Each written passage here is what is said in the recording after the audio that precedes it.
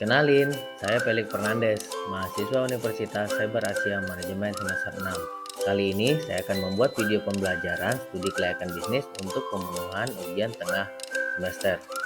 Semoga bermanfaat. Sebelum masuk kepada aspek yang akan saya bahas dan jelaskan, berdasarkan statistik tenaga kerja Amerika, Serikat atau AS, 20% dari semua bisnis bisa jatuh begitu saja dalam 2 tahun pertama pendiriannya. Analisis data Biro Statistik, 45% atau hampir setengah dari semua bisnis runtuh dalam 5 tahun pertama, dan 65% tidak berhasil melewati 10 tahun perusahaan. 5 perusahaan besar dunia yang mengalami kebangkrutan. Jumlah bisnis yang mampu bertahan hanya 15% bisnis yang berhasil melewati 15 tahun usia perusahaan. Berikut adalah perusahaan yang mengalami kebangkrutan dan kerugian. Di posisi pertama adalah Lehman Brothers. Total aset pada saat kebangkrutan adalah 691,1 miliar US dollar atau setara dengan 10.159 triliun. Tanggal bangkrut yaitu 15 September 2008. Lehman Brothers adalah perusahaan yang menjadi korban paling terkenal dari krisis keuangan 2008 lalu. Lehman Brothers adalah bank investasi terbesar keempat di Amerika Serikat pada saat kebangkrutannya setelah ada selama 158 tahun sebelum akhirnya mengajukan kebangkrutan. Perusahaan ini juga memiliki 25.000 karyawan yang saat itu tiba-tiba diberhentikan. Dikutip laman Insider Monkey Selasa 14 Juni 2022, Lehman Brothers, alasan dibalik kebangkrutan Lehman Brothers adalah keterlibatan Lehman dalam krisis subprime Monte yang merupakan dasar dari resesi 2008. Penurunan peringkat aset oleh lembaga pemeringkat kredit, hilangnya kepercayaan dan hilangnya nilai saham secara besar-besaran. Karena selama ini perusahaan kehilangan sebagian besar kliennya yang pindah ke bank yang berbeda. Bahkan perusahaan ini telah menjadi salah satu kebangkrutan paling terkenal dan terbesar di dunia. Aset 4 diantaranya dari perusahaan yang mengalami kebangkrutan. Yang kedua adalah Washington Mutual. Total aset pada saat kebangkrutan yaitu 327,9 miliar US dollar atau setara dengan 4.820 triliun. Tanggal bangkrut yaitu tanggal 26 September 2008. Kemudian yang ketiga, Wondercom. Total aset pada saat kebangkrutan yaitu 103,9 miliar US dollar atau setara dengan 1.527 triliun. Tanggal bangkrut yaitu tanggal 21 Juli 2002. Kemudian yang keempat, Pacific Electric dan Gas. Pacific Electric dan Gas adalah perusahaan yang menempati urutan keempat dan perusahaan besar yang bangkrut di dunia. Perusahaan ini harus membayar miliaran dolar kepada korban kebakaran hutan di California.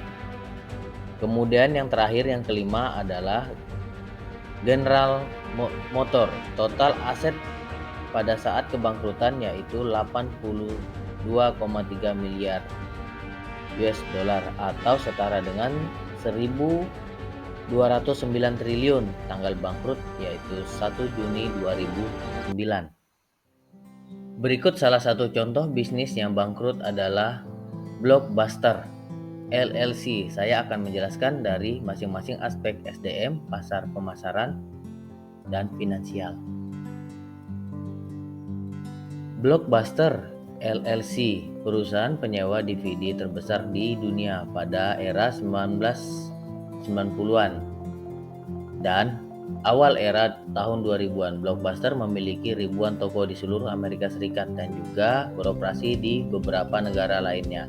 Namun, dengan kebangkrutan teknologi digital dan penggeseran preferensi konsumen ke platform streaming dan pembelian online, bisnis penyewaan DVD secara bertahap mulai menurun. Blockbuster gagal beradaptasi dengan perubahan tersebut, dan pada tahun 2010 perusahaan tersebut mengajukan kebangkrutan. Penutupan toko-toko fisik Blockbuster secara massal dan kegagalan perusahaan untuk mengejar bisnis streaming menyebabkan kebangkrutan yang akhirnya mengakhiri dominasi Blockbuster dalam industri penyewaan film.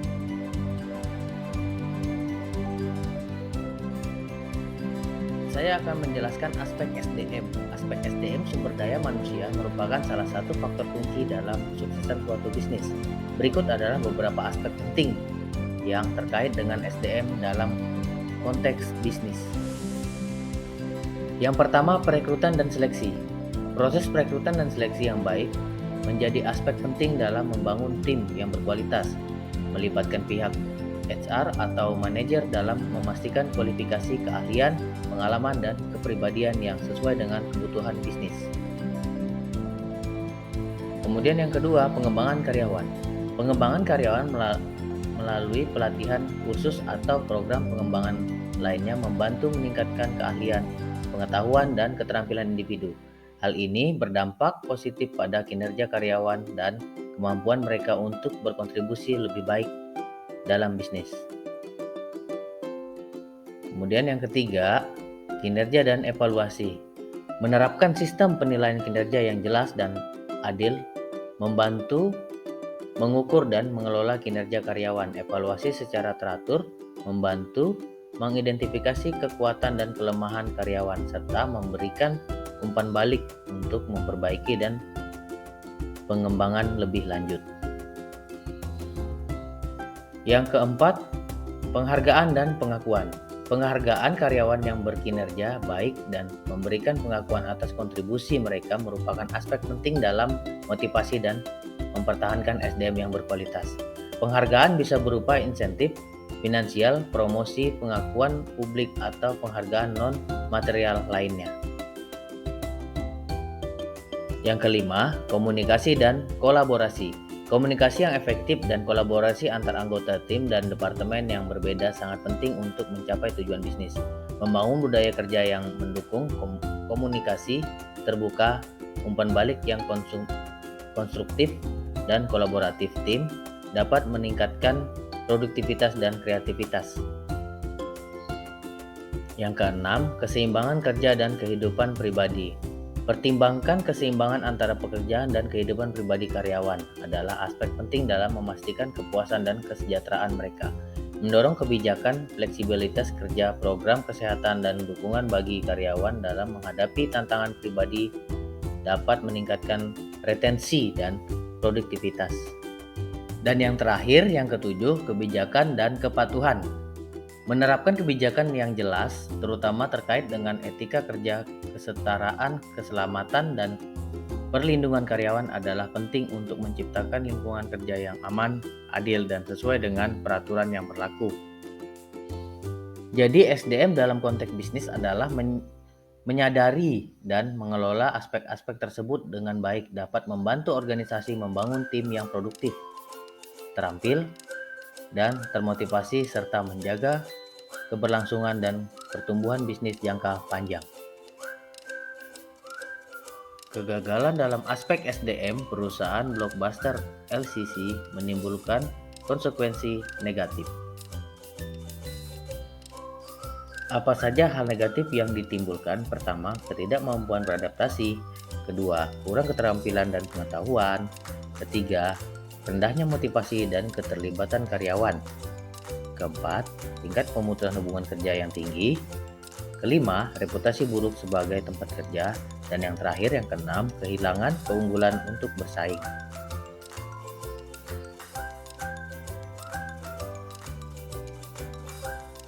Sebagai catatan, penting untuk diingat bahwa contoh Blockbuster yang bangkrut tidak hanya disebabkan oleh kegagalan dalam aspek SDM, tetapi juga oleh sejumlah faktor lainnya. Namun, memperhatikan aspek SDM dengan baik dapat membantu organisasi mengurangi resiko dan meningkatkan kemungkinan kesuksesan jangka panjang. Blockbuster LLC mengalami kebangkrutan dari segi pasar dan pemasaran karena beberapa faktor kunci. Yang pertama, perubahan preferensi konsumen. Perubahan preferensi konsumen menjadi salah satu faktor utama yang menyebabkan kebangkrutan Blockbuster. Pada saat itu, munculnya teknologi digital dan platform streaming memungkinkan konsumen untuk menonton film dan acara TV secara instan dan mudah tanpa perlu pergi ke toko fisik. Konsumen lebih memilih kemudahan akses dan fleksibilitas yang ditawarkan oleh layanan streaming daripada harus pergi ke toko fisik untuk menyewa DVD. Yang kedua, kelemahan model bisnis. Model bisnis tradisional Blockbuster yang terfokus pada penyewaan fisik DVD dan toko fisik tidak dapat bersaing dengan model bisnis streaming yang lebih efisien dan hemat biaya. Blockbuster gagal mengantisipasi dan menyesuaikan diri dengan pergeseran ini sehingga kehilangan daya tarik bagi konsumen yang memungkinkan layanan yang lebih praktis dan mudah diakses.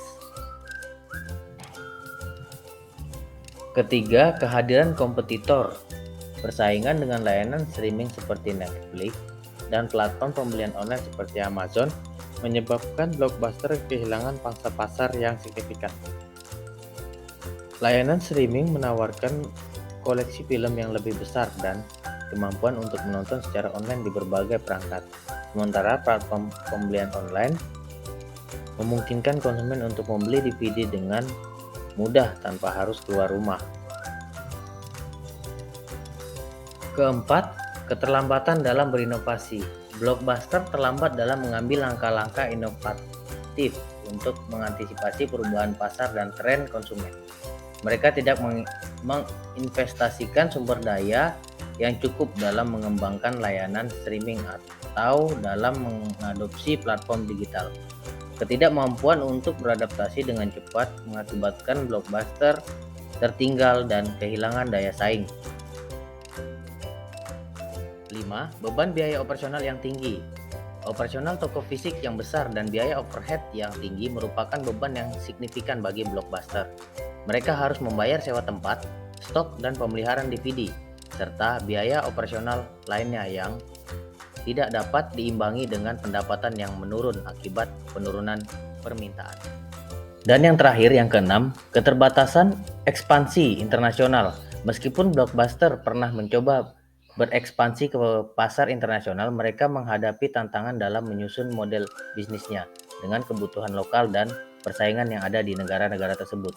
Keterbatasan dalam memperluas jaringan internasional juga berkontribusi pada keterpurukan perusahaan. Jadi, dalam kombinasi faktor-faktor ini menyebabkan Blockbuster tidak mampu bertahan dalam industri yang terus berubah dan akhirnya mengalami kebangkrutan. Tindakan yang harus diambil terkait aspek pasar dan pemasaran. Untuk mengatasi tantangan dalam aspek pasar dan pemasaran, berikut adalah beberapa tindakan yang dapat segera diambil. Yang pertama adalah analisa pasar dan tren konsumen. Lakukan analisa pasar mendalam untuk memahami tren konsumen saat ini dan kebutuhan mereka. Identifikasi bagaimana preferensi konsumen telah berubah dan peluang baru yang muncul dalam industri hiburan digital. Ini akan membantu mengarahkan strategi pemasaran dan mengidentifikasi segmen pasar yang perlu ditargetkan. Yang kedua, adaptasi model bisnis. Tinjau ulang model bisnis saat ini dan pertimbangkan untuk mengadopsi model yang lebih sesuai dengan tren dan kebutuhan konsumen saat ini. Pertimbangkan pilihan seperti platform streaming, pembelian online, atau model langganan yang dapat memberikan fleksibilitas dan kenyamanan kepada pelanggan. Yang ketiga, investasi dalam teknologi dan infrastruktur digital. Melakukan investasi yang memadai dalam teknologi dan infrastruktur digital untuk mendukung layanan streaming, distribusi online, dan interaksi dengan pelanggan secara digital. Memastikan sistem yang kuat dan aman untuk menyajikan konten kepada pelanggan, serta memberikan pengalaman pengguna yang baik. Yang keempat, kemitraan dan kolaborasi. Pertimbangkan untuk menyajikan kemitraan dengan penyedia konten digital atau platform streaming yang sudah mapan. Ini dapat membantu memperluas katalog konten yang ditawarkan kepada pelanggan dan memanfaatkan keahlian yang sudah ada dalam industri streaming.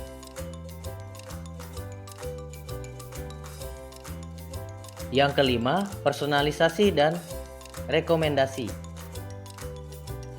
Memanfaatkan data pelanggan dan teknologi personalisasi untuk memberikan rekomendasi konten yang relevan dan menarik bagi setiap pelanggan. Hal ini dapat meningkatkan pengalaman pengguna dan membantu mempertahankan pelanggan dengan menawarkan konten yang disukai dengan preferensi mereka.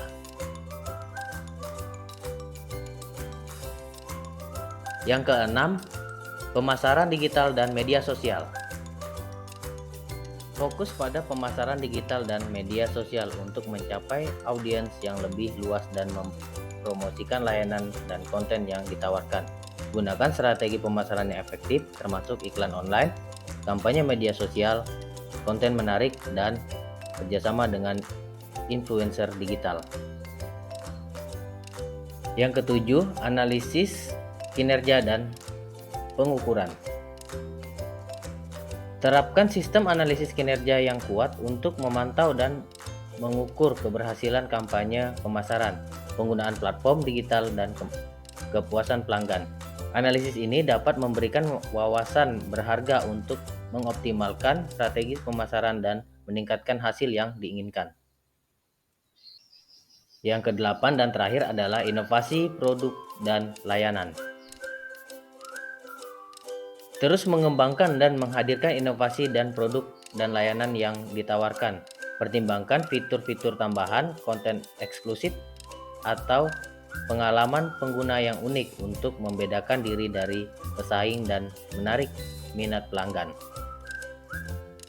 Penting untuk menciptakan rencana tindakan yang komprehensif didukung oleh sumber daya yang memadai dan pemahaman yang mendalam tentang pasar dan konsumen.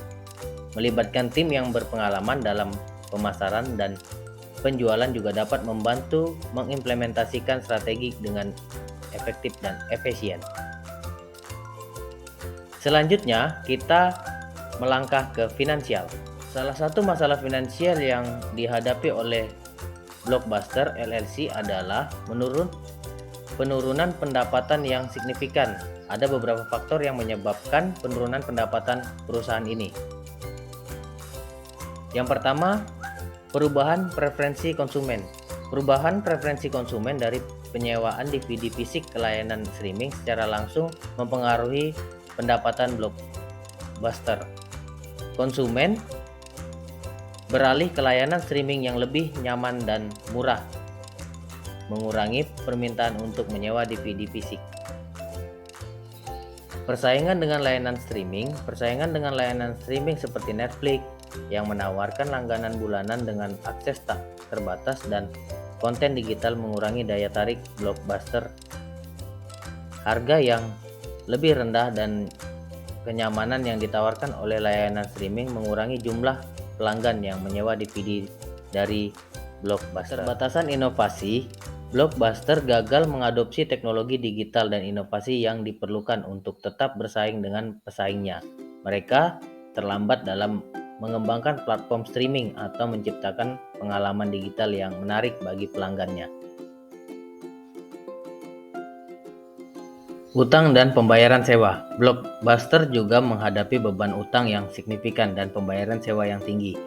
Untuk toko-toko fisik mereka, kondisi keuangan yang memburuk membuat sulit bagi perusahaan untuk memenuhi kewajiban finansial tersebut. Akumulasi dari masalah-masalah ini penyebab pendapatan Blockbuster terus menurun, sementara biaya operasional dan utang tetap tinggi. Ini menghasilkan kesulitan finansial yang signifikan dan pada akhirnya menyebabkan kebangkrutan perusahaan tersebut. Perencanaan keuangan yang matang.